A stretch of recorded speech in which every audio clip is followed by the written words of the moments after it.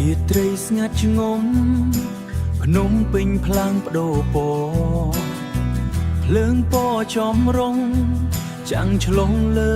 ដងផ្លូវចិត្តខ្ញុំម្នាក់នេះ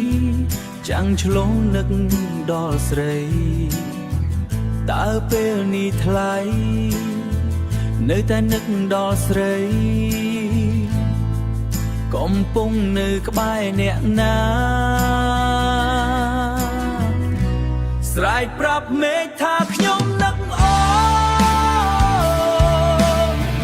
ចិត្តដែលសោកសោកព្រោះតែបាត់រូបស្រីភ្នំពេញរាត្រីហាក់ដូចជាវែងឆ្ងា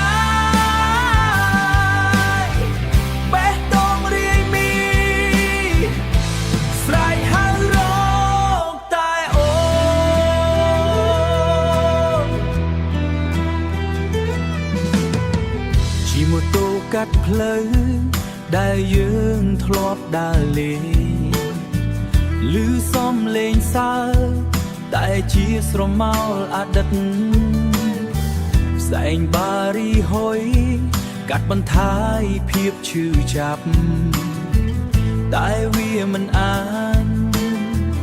តែវាមិនអាន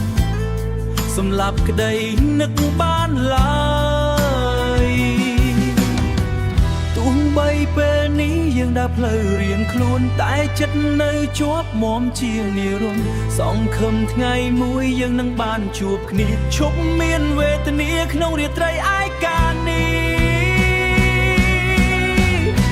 ស្រែកប្រាប់មេ